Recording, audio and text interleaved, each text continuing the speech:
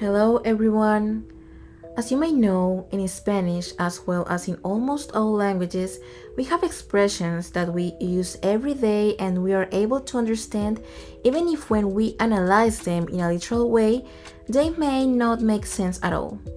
Today, we are going to talk about one of those expressions, and it is Por si las moscas un día te encuentras conmigo, por Dios te pido que no me vayas a hablar.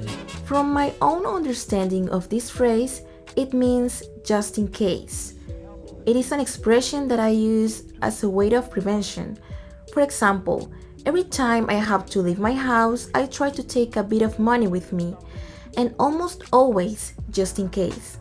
Por si las moscas, I try to take a bit more because you never know when you might need it. At my home, I hear this a lot too. Sometimes when my mom cooks, she adds a little bit more of salt, just in case, por si las moscas. My dad double checks that he has the keys before leaving the house, por si las moscas. And in the case of my brother, well, I was very attentive, but I didn't hear him use this expression at all. In view of this, an image that comes to my mind of this expression will be this one. And although in none of the contexts in which I use them or have heard them, there are flies, they aren't the first thing that comes to my mind when I think of a representation of this. Now, if we were to translate this expression in a literal way, word by word, we will have as a result for the if the flies.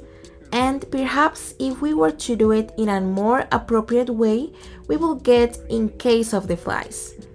What comes to my mind when I hear this translated is that it refers to doing something in case of the flies come.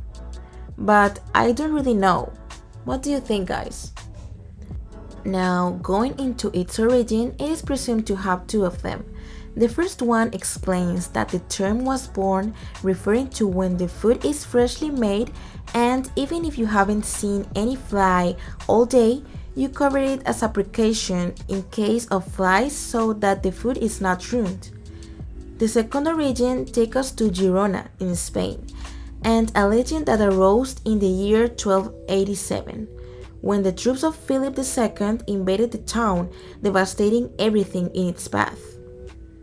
When they arrived at the tomb of Saint Narcissus, Philip also wanted to destroy and desecrate it, but when he opened the coffin, where the remains of the saint rested, the only thing he found was millions of flies that attacked them and infected them with the plague, which made them flee in terror, acquiring from that moment a popular use among the population of this expression. Now, knowing this new information, the drawing that before I made could change a little bit.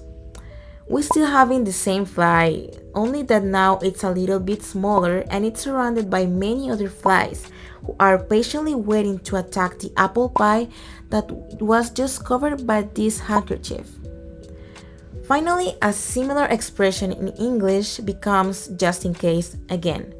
This idiom is used to be prepared in case of something happens or to denote fear or apprehension, which I think is appropriate since with our expression just in case or por si las moscas, we can make it fit within the same context.